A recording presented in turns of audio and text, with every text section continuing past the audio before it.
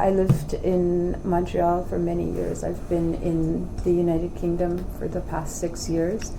Finished a PhD a year ago, and what I'll present is a small portion of part of my PhD research. It was a practice-led recherche et création, and in the practice outcomes were a lot of computer-generated text, variable texts, and so this is a more historical of looking at some of very early ideas of computer-generated texts. And stop me anytime. I think the reason I wanted to do this was to put contemporary practices of digital and variable texts in a broader social context. I started to think about generation. I mean, this term computer-generated text is kind of ridiculous. It's not a good term in English, and of course it's different in French, but I wanted to think about generations in the sense of a human generation. So the idea of, a group of people that are about the same age, that have the same ideas. So why does one generation choose one mode of expression or one fashion over another? It's roughly 30 years between human generations. The time span for generations of computers is much faster, and for software it's much faster still. So I'm interested in this atemporality between human generation, computer generation, software generation. So thinking a lot about that time. A lot of critical writing about digital literature and computer-generated text starts with some sentence that's approximately computer-generated text is one of the oldest forms of experimentations with computers, or the history of digital writing is intertwined with the computer. So everything seems to start with the computer. I wanted to start much further back. This is a text from the 4th century. Obviously, combinatorial texts existed long before the computer.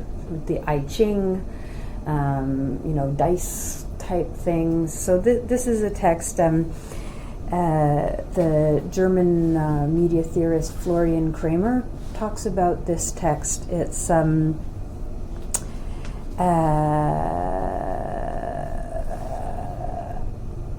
Porphyrius, Porphyrius,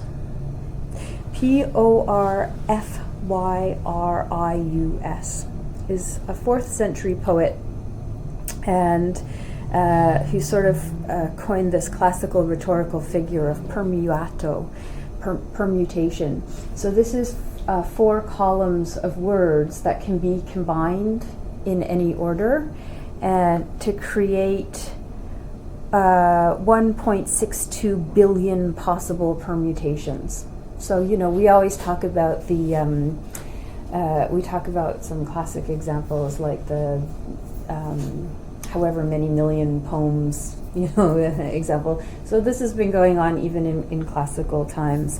The whole book is amazing, actually. There's texts like letter squares with crosses through them and all kinds of computational things, and combinatorial texts in there. What's interesting to me in this particular poem is that the indivisibility between the formal structure of the poem and what it's talking about. So according to Florian Kramer, because I can't read this, but apparently he can, the poem tells of disharmonic junctions, uneven meters, rough tones, and confused words tormenting the singer of the poem. So it's a self-reflexive text, which even as the words are jumbled in these columns, it's performing and confusing itself simultaneously. So the text is what it does. The formal structure parallels the content, which I think is really important. So that was the 4th century, moving ahead to the 18th century. I mean, there are a lot of other examples here, but this was an example I find really interesting in Gulliver's Travels. Do you all know Gulliver's Travels? Mm-hmm. So English, I think it was first published in 1726 or something, Jonathan Swift. And this section in Chapter 5, Gulliver is taken on a tour of the Grand Academy of Legato, where a professor demonstrates a machine designed for improving speculative knowledge by practical and mechanical operations.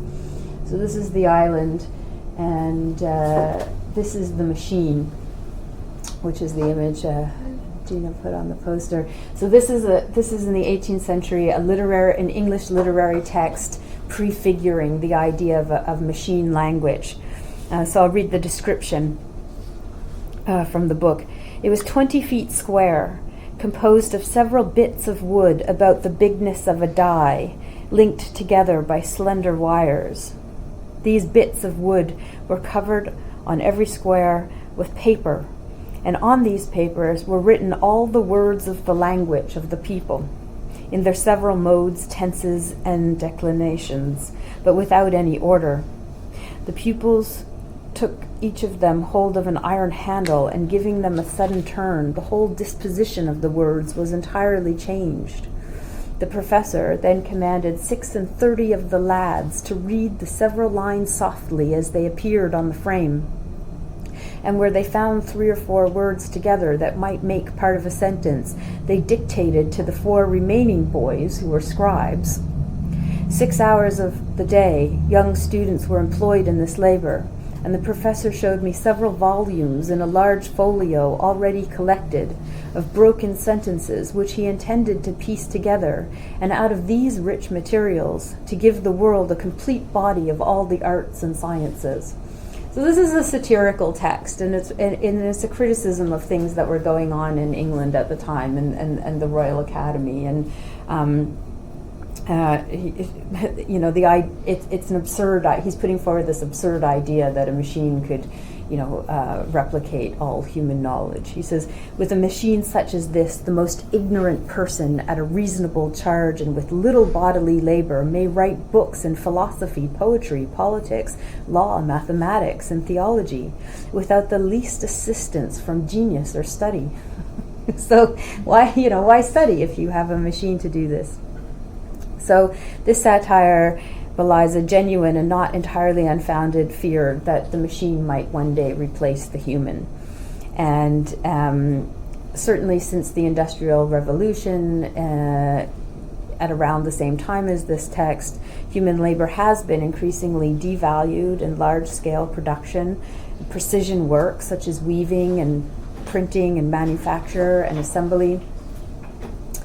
So as a lot of things like the making of cloth and lace and fine work has been replaced by machines, the arts and especially the idea of writing was held up as something that a machine could never do this. This has been a long-held belief. So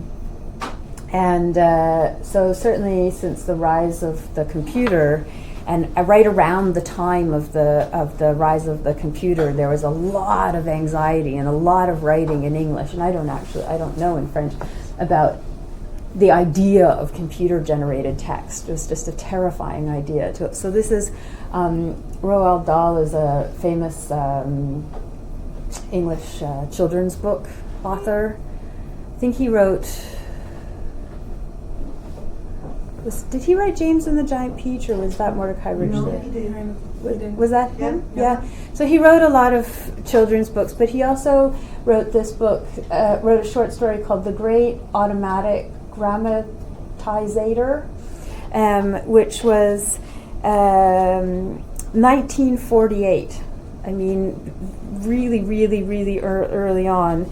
And it was a short story in which a machine writes such excellent fiction that its creator soon dominates the field of publishing. So this is a machine that takes over the publishing industry. This is Alan Turing 1950, 2 years later, the ACE pilot model. The ACE was a computer that Alan Turing worked on building. After Bletchley, he worked at Cambridge. Cambridge is the something Cambridge something. So it was a machine that was built at Cambridge. And it was such a bureaucratic nightmare that Turing eventually quit Cambridge and went up to Manchester, which I'll talk about in a minute. So this is 1950. So in 1951, Alan Turing gave a very famous talk on the BBC. So like the CBC, and he says, "Consider the naive point of view of the man on the street. He hears amazing accounts of what these machines can do. Most of them apparently involve technical feats of which he would be incapable." He says, "It might, for instance, be said that no machine could write good English, or that it could not be influenced by sex appeal or smoke a pipe. I cannot offer any such comfort, for I believe that no such bounds can be set. Attempts to produce a thinking machine seem to me to be in a different category.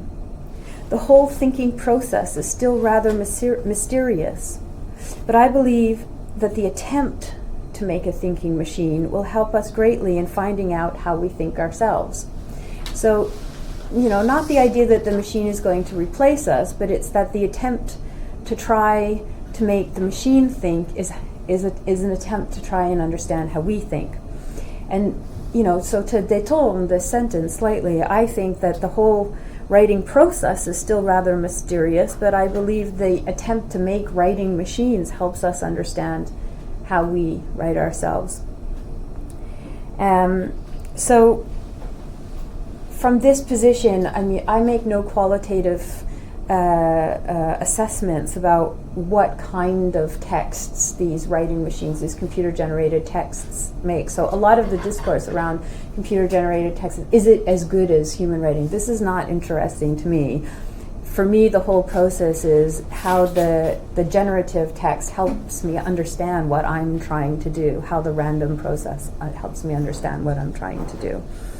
And focusing on this attempt as the site of creative thought, not the final output, but and this is very much a pragmatic approach to reading and writing, and to trying to understand text generation in relation to a wider world, not just as a text devoid of anything else. This is a recreation of a machine that Turing built at Bletchley Park. You all know what Bletchley Park is? Yes? No.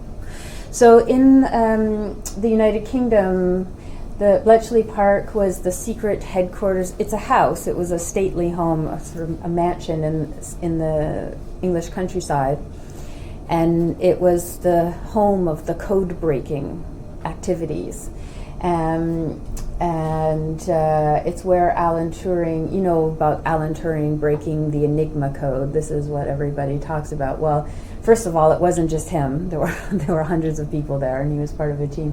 But secondly, it was at this location, and so whenever an American tells you that the first computers were invented in America, it's just not true. But at Bletchley Park, they were all top secret because of the war. You know, America came into the war much later on, so there's a whole series of machines that were invented in the United Kingdom under the Official Secrets Act that only came to light later. So this has been an interesting part of my research. So this is called a bomb. It was called that because of the loud ticking sound that they produce. So these little things, and they turn over and they make a huge racket. So, you know, the Enigma machine was this encoded thing. And so what this does is it just goes through all of the possibilities until it figures out what the code must be. This is not a computer. This is a calculator. It doesn't, it can only do one thing. So it goes through all of these possibilities until it finds a thing that fits. And so, but this is,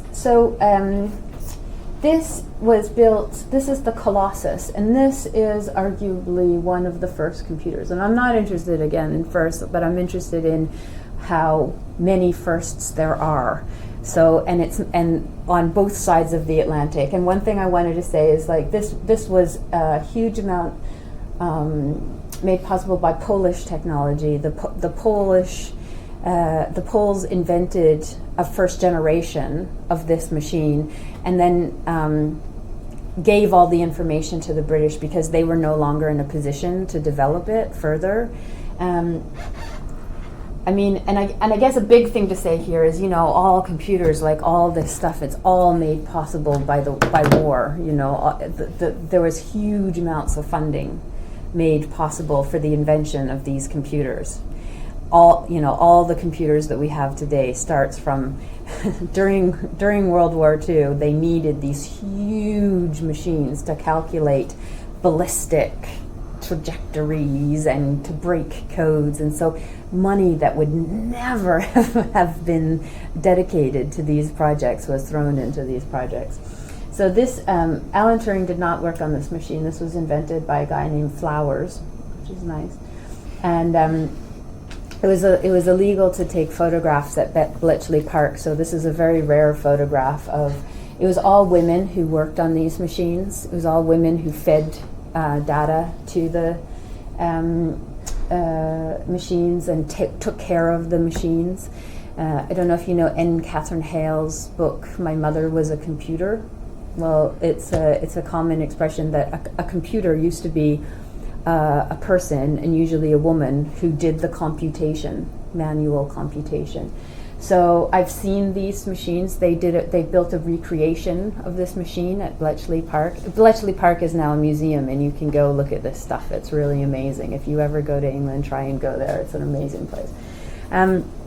So this was built in 1943, and it was the world's first electronic digital fixed program single-purpose computer with variable coefficients. There's a lot of other first computers that have a lot of other criteria, but that's what this one does. So that's just like a sort of bit of early computer history. So getting into a bit of more like ELIT kind of digital writing stuff, I'm sure you all know about this book. Very influential, and in the emerging field. In prehistoric digital poetry and archaeology of forms, Chris Funkhauser says that the oldest computer-generated poetry was created by Theo Lutz, who began experimenting with random variation texts in 1959. So, you know, in the title he says prehistoric digital poetry starts in 1959. So Lutz was a student of the very famous German writer and maths philosopher Max Benz. And it was Benz that suggested that Theo Lutz started experimenting with these computers. And so in a way, Lutz was putting some of Benz's theories into practice. And this was the computer that Theo Lutz was working on in 1959. It's the Zeus Z22 computer. It was built by Konrad Zuse in 1956. So, you know, while the Americans claimed they were building the first computers and the British claimed that they were building the first computers, the Germans were also building the first computers.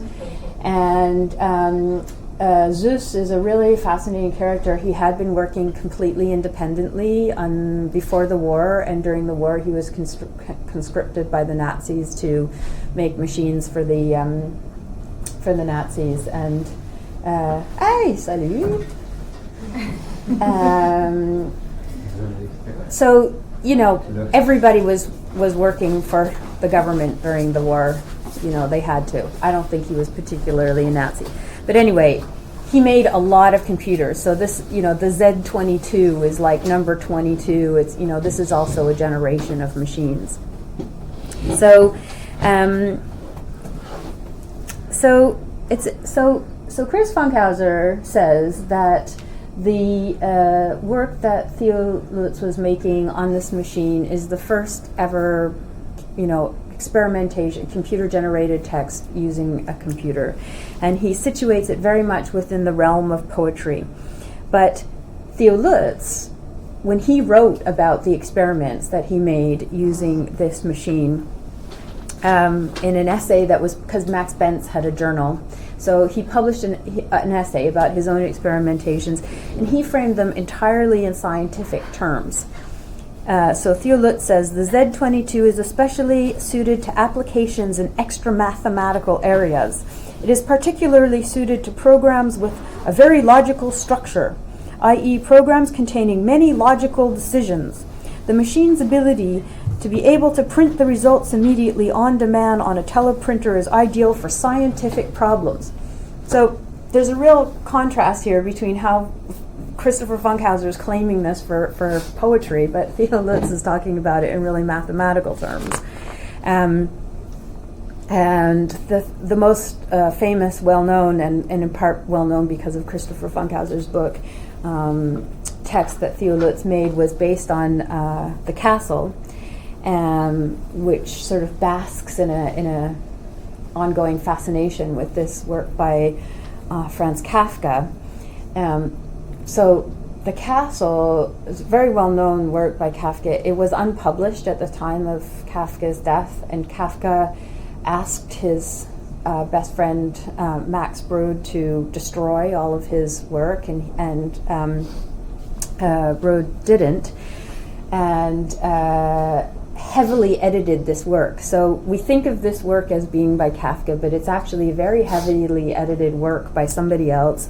And the formal structure of this work sort of lends itself very well to being adapted for a computer-generated text because it's already very fragmented. And the story itself has a sort of there's an unattainable goal of an ending in this story, so it kind of works for an endless text. So I think my question is what if Lutz had chosen a different text? I think Funkhauser thinks that this text is literary because it refers to the castle. What if he had chose a different text to work with, because he was thinking of it very much as a scientific text. Obviously, Funkhauser, prehistoric digital poetry, he's only thinking about poetry. And so I think it's pretty ironic that he's saying, Funkhauser says, the pursuit of composing poetry by using computer operations began in 1959 with a text composed with a very logical structure from a database comprised of a selection of subjects and titles from a well-known print novel. So I think Funkhauser's focus is why he thinks that this is literary is a lot to do with that the source text is a literary text, but the source text is actually a novel, and he's categorized this as a poem. Funkhauser, another sort of critique that I have of Funkhauser is that all of his analysis is based on output text. He doesn't really deal with the process. Whereas Florian Kramer says that written combinatory literature does not denote the generated text itself, but only a formal set of instructions. So, the attempt is the text, not the output text. So, and also in prehistoric digital poetry, Funkhauser focuses his analysis on an output of Theo Lutz's The Castle that's an English translation of a German text. So it's quite far removed from what the text is itself. And Funkhauser makes no mention whatsoever of, so this is Kafka and Max Brod, who published The Castle, and this is one output of The Castle, but it goes on and on. And I won't show it, but Nick Momfort's made a JavaScript version of The Castle that's available online. If you ask me after, I can show it to you.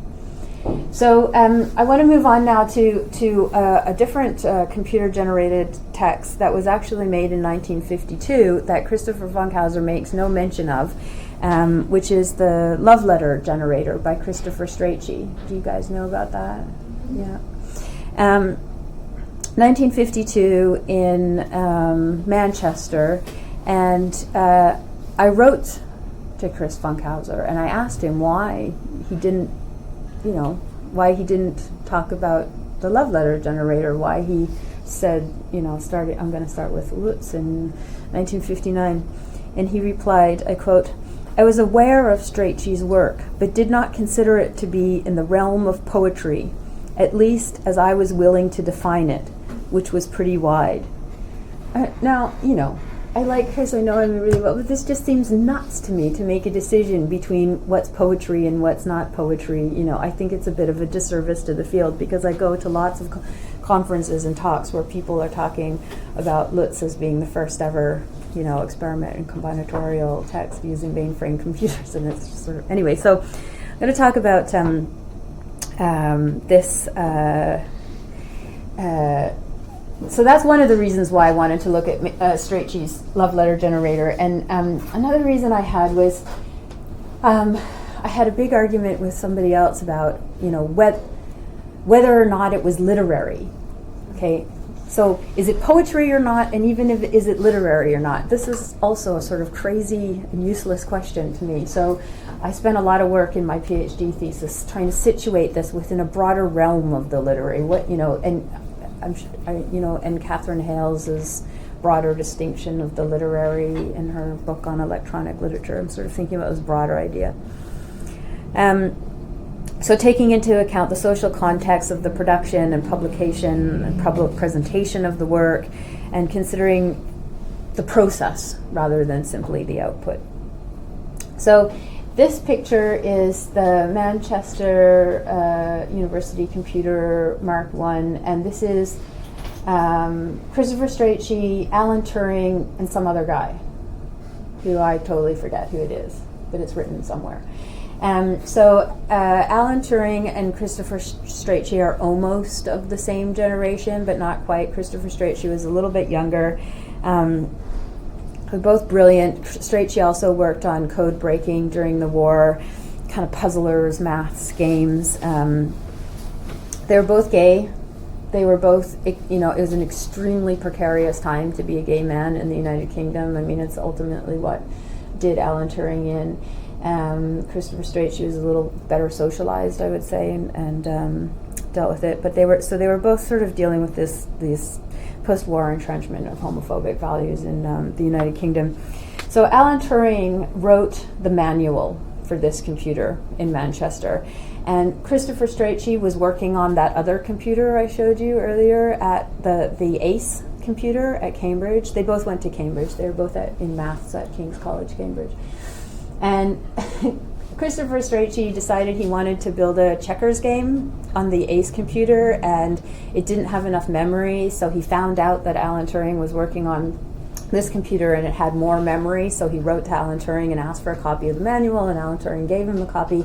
Never having seen the computer, Christopher Strachey wrote, unbeknownst to himself, the longest program that had ever been written for this machine, and went up to Manchester in the summer when nobody was using it, and only had to change about 3 lines, and it ran like that.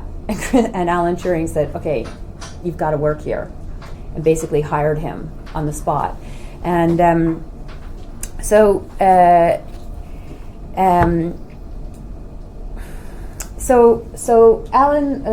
Noah Wardrop Frun, this is in this book, approaches applications and implications to media archaeology. There's a really good chapter in this book by Noah Wardrop Frun who looks at Christopher Strachey's love letter generator in terms of process. So instead of focusing on the output, looks entirely at the process of the thing. Attributes to Strachey the first experiment with digital literature and digital art of any kind. So the texts between these are a bit dark. These are photos from the Christopher Strachey all of Christopher Strachey's papers are held at the Bodleian Library at Oxford. So some of these next slides are my own photos from the paper. So the texts that are produced by this, they're not poetry, they're not prose, they're letters. This is a long tradition, the epistolatory form is a long tradition. They sound like nonsense. You are my avid fellow feeling. My affection curiously clings to your passionate wish. My liking yearns for your heart. My tender liking. You are my. So they're sentences, but they're nonsense sentences.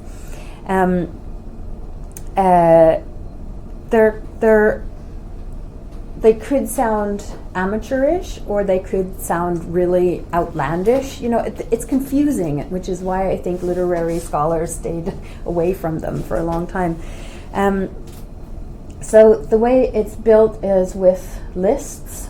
So noun, verb, adjective, adverb, and can't remember what that is. So, my darling love, you are my avid fellow feeling. My affection curiously clings to your passionate wish. These are all words chosen from the thesaurus. He made deliberately no attempt to be creative. He just went to the thesaurus and found all of the, which to me is a very modern approach. It's very flarf. It's very, conceptual writing. And this is in 1952. The signature for all of the letters is from MUC, which is the Manchester University Computer, and it sounds like a deliberate interrogation of the notion of authorship to me.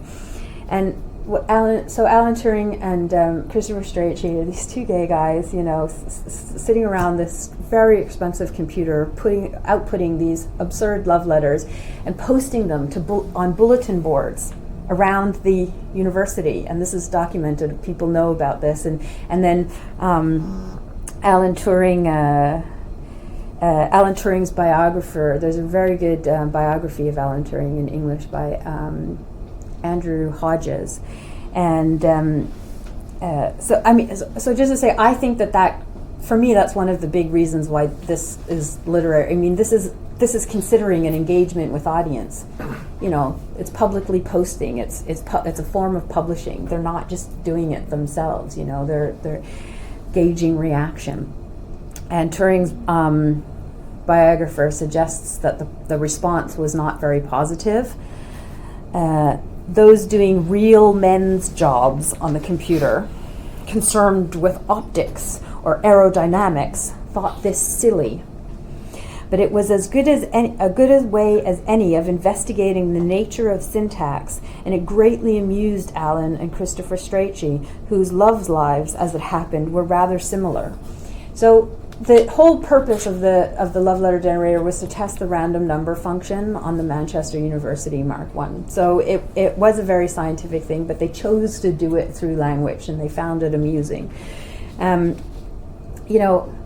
I wonder if scholars like Funkhauser and others have dismissed the love letter generator as just being silly, like the real men doing real men's jobs. Wardrop Frun cautions that the resulting letters are not really the interesting part of the project. Just wanted to show you, this is what the source code looks like. It's a nightmare. There's pages and pages and pages of this. I mean, it was not an easy thing to do. It's not a frivolous undertaking to program this machine. You have to be really determined. Who knows? I have no idea. But look, adjective, noun, adverb, you see on the left. So there's, he's working through a really complex problem. So whether the output looks silly or not, this is a pretty invested project. Previous to the love letter generation, as I say, he created this checkers program. That was a much more sophisticated program. It was an extremely complicated and, like I say, the longest bit of code ever written for this machine. And so he could have programmed the love letter generator to be much more sophisticated, but he chose not to. I mean, he was doing a very specific thing. he created a system of deliberate simplicity, a process designed to fail, and designed to fail humorously. I mean, it was designed to create these letters that fail to express love, and quite funny so. So a lot of people, Roberto Simonowski included, have said that people who are only looking at the very few outputs of the thing that made it into public have, said, oh, well, Christopher Strachey was gay and he was parodying heterosexual love. And in the few outputs that were output, there was no mention of the word love, and people made these wild associations, oh, the love that dare not speak its name, which is nonsense, because love is in the full list of the words. And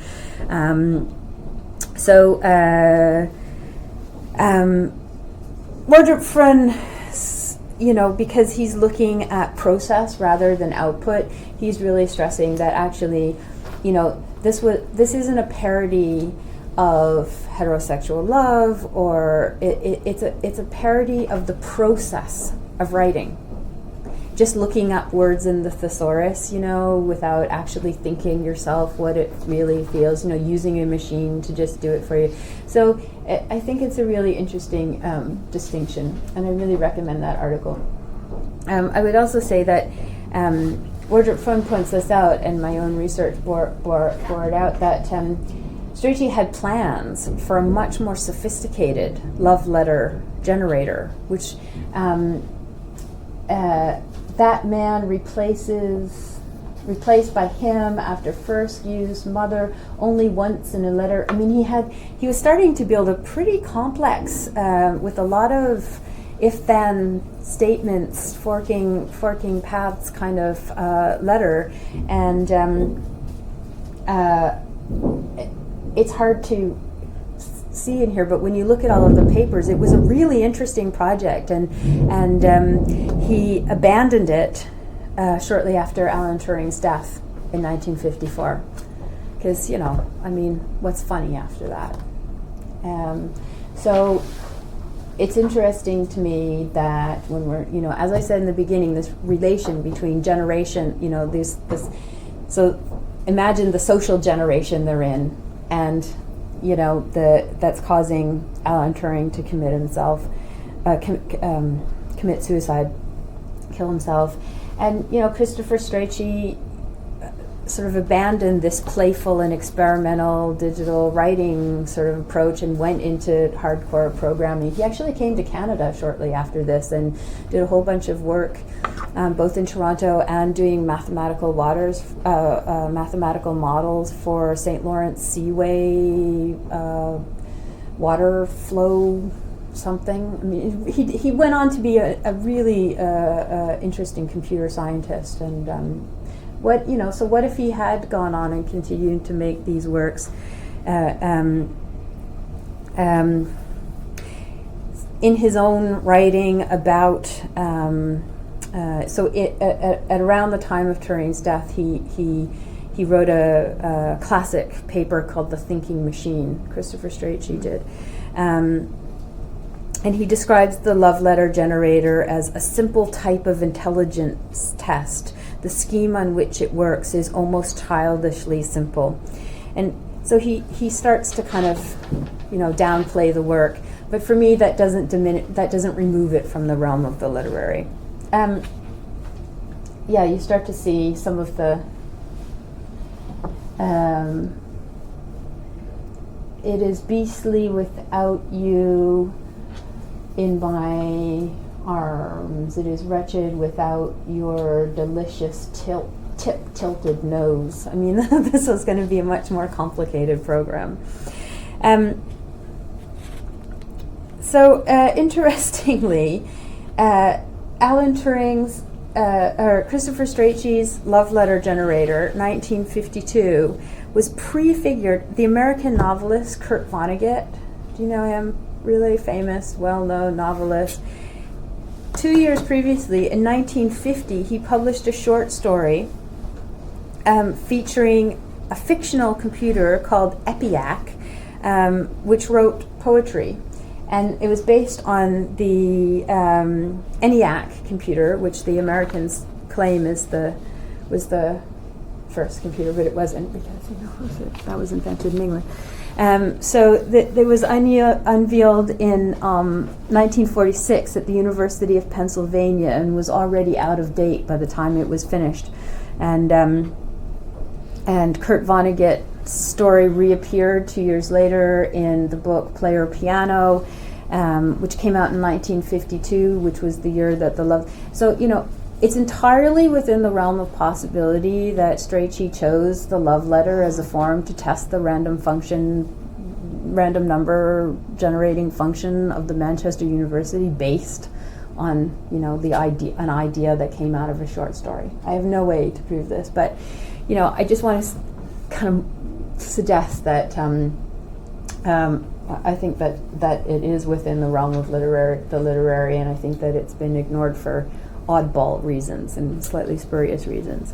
The Christopher Strachey's love letter generator was created on the Manchester University computer, which was then built, which became the model for the Ferranti computer, which was one of the first commercially sold computers in England.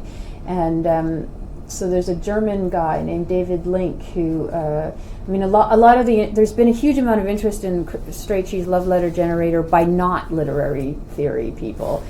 So there's this German guy, David Link, who's based in Cologne, I think, and he recreated the Ferranti computer and made a version of the love letter generator. This is an exhibition that was at the Arnolfini Gallery in Bristol, in the United Kingdom in 2010, I think. It was an old media.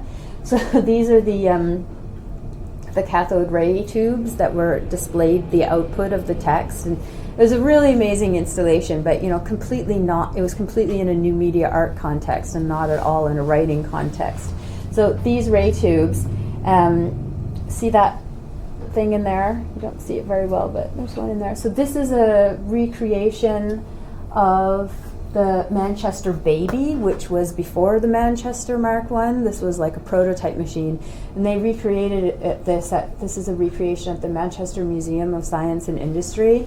And you can imagine these recreationist guys, like that they recreated Flowers' Colossus machine, and it's a big thing, kind of recreating these machines that were early machines.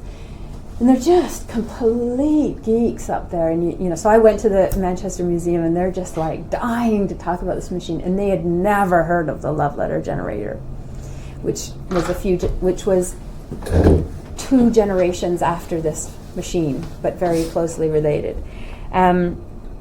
There was a guy, so the Manchester Museum of Science and Industry, which it gets a lot of government funding. They have a lot of programs for kids and stuff. They commissioned a programmer from Cornwall to create an iPad app based on the love letter generator, which is ridiculous. Like, it doesn't do any of the things that the love letter generator does. You basically just keep pushing on stuff until stuff happens. Like, it doesn't follow any of the logic that the program does.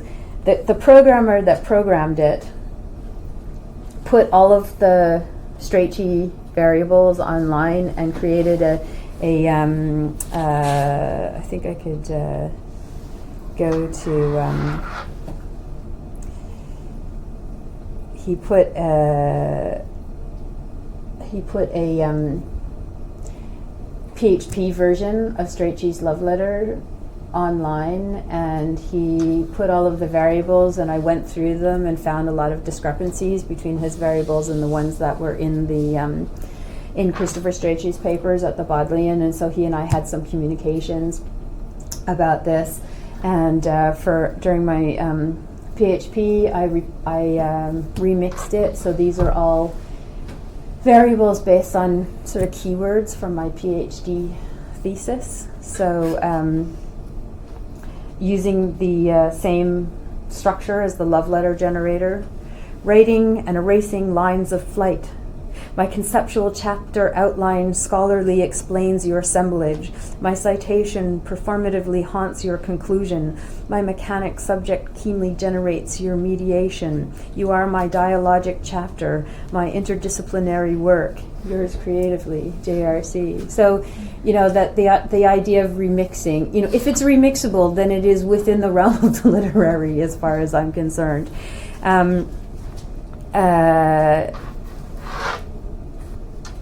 I also think that this, this formulaic structure where I kept everything the same and I just replaced the words, in a way, is exactly what Strachey was doing with the remixing, just using words from the thesaurus. And I think it's very, again, has a lot of resonance with contemporary practices like conceptual writing and FLARF.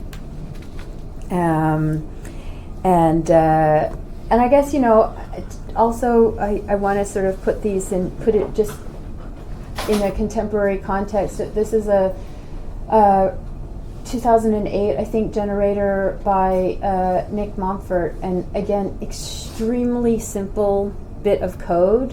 But if you look at this middle line here, the gender is a variable. So in the first sentence, we have these like police officer near. Okay, so yeah.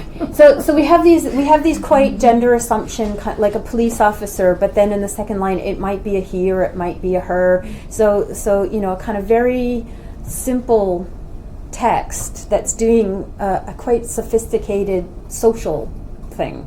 So that it's not about the code here. The source code from this generator and especially this he her his her or he she variable is what became. I remixed the source code to create this much longer and more complicated generator. I would say it's sort of more complicated, but it's not, because the source code remains quite simple. Which is called, I don't know why this is cutting off, but which is called transmission a dialogue. And as many of you may know, Ariane Savoy, crazy lunatic, translated transmission a dialogue into French, which is on the Blue Orange. And there is also on NT2 a article that I wrote about the process of translation, and an article here that Ariane wrote about the process of translation. So all that historical stuff is sort of what led into these were the practice-led research outcomes that I created. So I kind of want to stop there and have more of a discussion, but just to say that these I think some of the ways that we've looked at some of these early texts can be quite radically resituated, outside of these quite ancient ideas of whether it's poetry or not poetry, or whether it's literary or not literary, and put into a much broader social context. So, well, thank you, GR.